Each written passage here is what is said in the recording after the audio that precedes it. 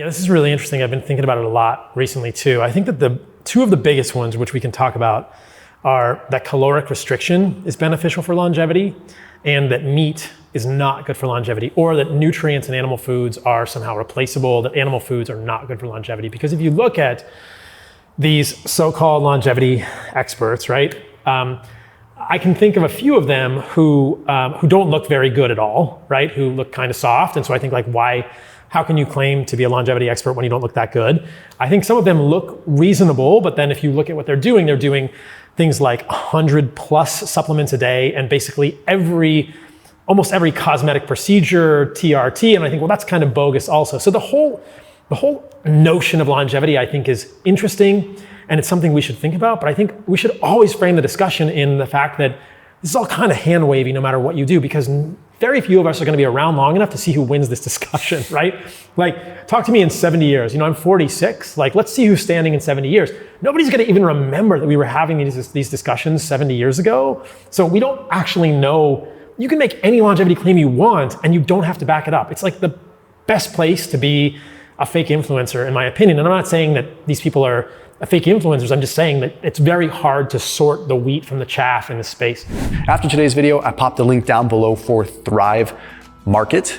Now that is an online membership-based grocery store, and that is a 30% off discount link and a $60 free gift when you use that special link down below. So think about being able to walk into a grocery store and immediately narrow down what you want. You want sugar-free, you want high protein, you want this. You can use these filters and shop for whatever you want. Plus, I also have my own signature products that I've created with Thrive Market. I've created some low-carb keto truffles that are sweetened with allulose. I've created nut butters that are sweetened with allulose, so like these dessert butters. I've linked out to them down below as well. But you can also just go to Thrive Market and you can search for like Thomas DeLauer nut butter or Thomas DeLauer low carb truffles, whatever. Anyhow, that link down below saves you 30% off your entire first grocery order and a free $60 gift. So if you're shopping, you're getting groceries for yourself, you've got to check them out. And they've been a big supporter of this channel for over half a decade. So thank you to them and thank you to you. So we talk about caloric restriction first.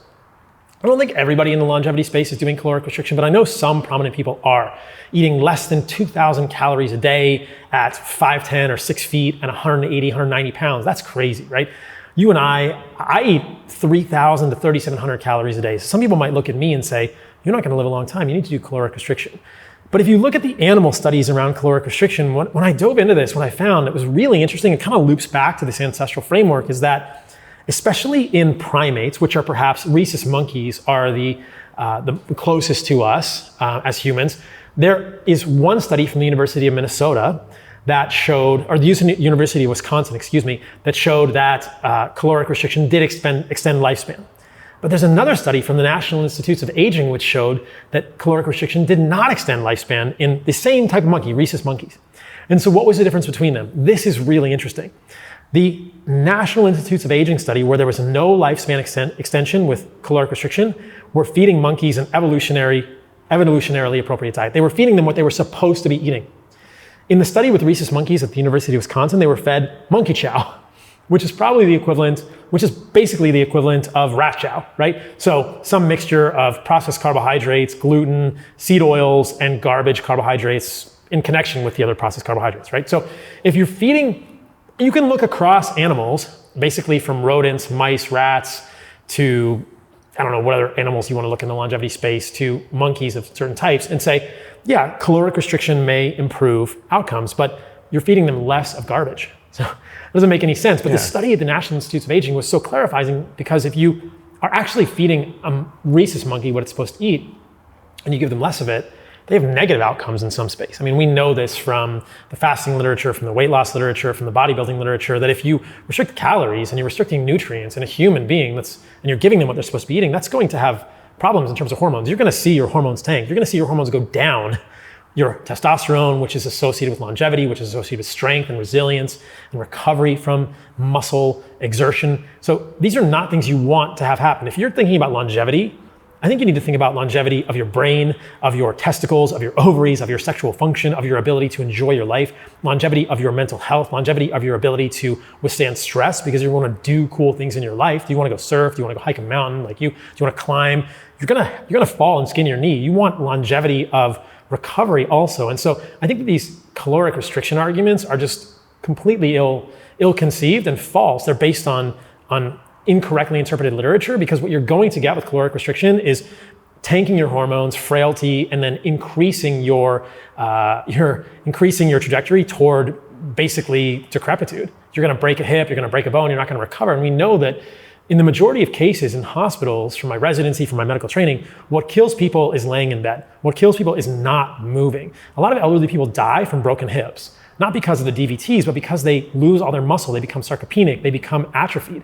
If we don't move as humans, we die. Even a healthy, quote, young person who breaks a bone like a femur and lays in bed is going to lose a lot of muscle mass. So why would we want to do something like restrict calories and create more frailty? That makes absolutely no sense to me. And the way that some of these longevity guys are able to get around it is then they're using supplemental testosterone, they're using 104 other supplements to try and make up the deficits they're getting from the caloric restriction. But I think this doesn't make sense. Like, just use your intuition and realize, hey, you need to give your body nutrients if you want it to be strong. So this calorie restriction space really kind of grinds my gears a little bit. What about, like, with these rhesus monkeys studies, did they look at, did expenditure change at all? Like in the sort of the whole food base versus the process base, if I just want to call it that? Like exercise or activity? Did they measure activity? I mean, I'm just curious, like when they were eating more wholesome, did they have more energy? Were they moving around more? Like was their net surplus maybe not as much as we might think because they were moving more? Which, independent, I agree with you that I think we should, like, my mantra is really like train, recover, right? So I really think about that. So I'm in agreement with you. I'm just questioning, I'm like wondering, like, were these monkeys moving more? So was their net deficit or their potential deficit more because maybe they had more energy and they were moving more? It's actually not that significant. And have you seen the work of, what's his name? The guy that looked at the Hadza.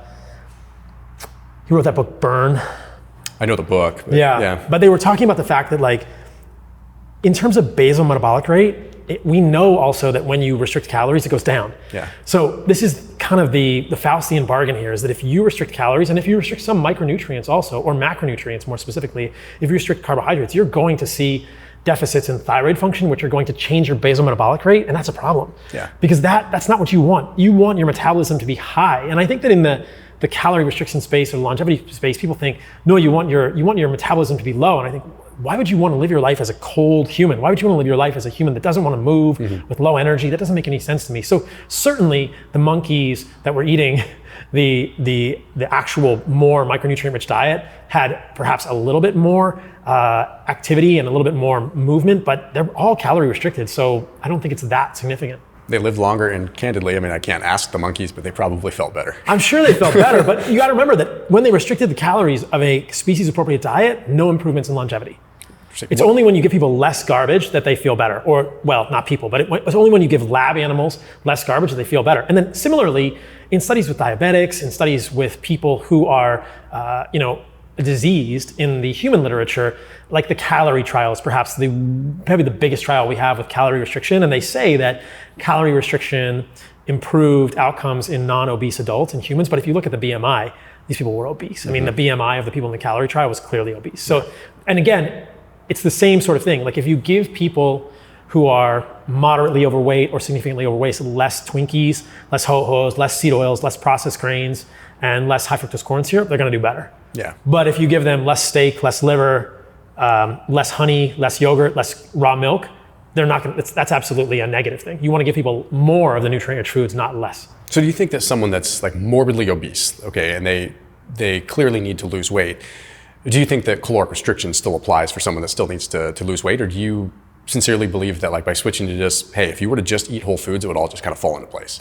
I think that there's different levels to it, right? It depends how fast that person wants to lose the weight.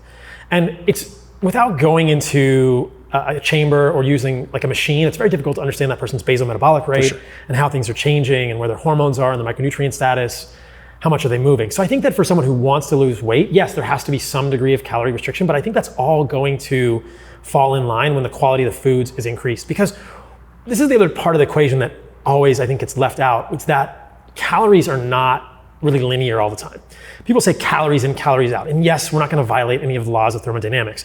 But what I think is forgotten is that the quality of the calories in affects the calories out. Yeah. I mean, this has been demonstrated, I think, multiple times, that certain foods affect your hormones. I mean, I was just reading literature before we started the podcast about polyunsaturated fatty acids, and I think it was in obese men, and they were drinking a drink with polyunsaturated fatty acids, so PUFA, essentially like seed oils, linoleic acid-rich seed oils, in a drink with carbohydrates or without carbohydrates after a bout of exercise, and it decreased the testosterone. So like, we know that hormones that are connected with muscle maintenance and muscle recovery, mood, libido are going to be affected by the quality of the foods you put in, and certainly the thyroid is going to be affected by that also. So the quality of the calories in affects both satiety at the level of the brain and the hypothalamus.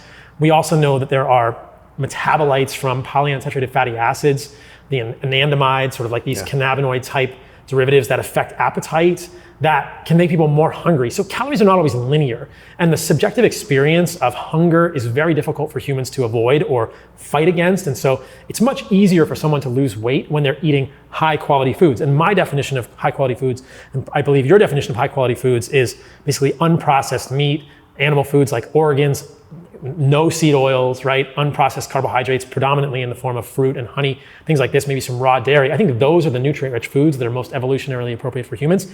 If someone just focuses on those foods, absolutely they're gonna be able to lose weight without really consciously counting calories. Now, if that person wants to lose X amount of weight in an accelerated time frame, yeah, you might have to get a little more specific about that. And the way that I think about weight loss, looking at the literature, is that if you restrict fat or carbohydrates, you can get weight loss. But you probably need to restrict one or the other if you want weight loss in a more accelerated way. So you can do restricting carbohydrates, that would be keto in the short term, or you can restrict fat, like a low fat, higher carbohydrate diet. Both of those actually result in weight loss in the short term.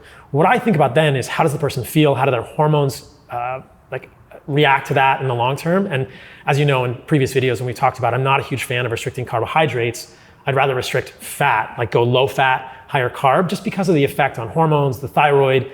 I'm not a fan of long-term ketosis for humans because of electrolyte issues. I think you need the insulin signaling at the level of the thyroid, I think you need the insulin signaling at the level of the kidneys to hold on to minerals and things like that as well. So it's pretty clear that if you restrict fat or carbohydrates, you can lose weight more quickly. I think that for most people, if they're not in a huge rush to lose weight, just improving the quality of the diet is going to create better satiety. So there's so many interesting things about this. Are you familiar with gastric bypass surgery, like Roux-en-Y, where they take basically they take between the duodenum and the jejunum at that intersection, they'll take part of the jejunum and they bring it up and they make a blind loop.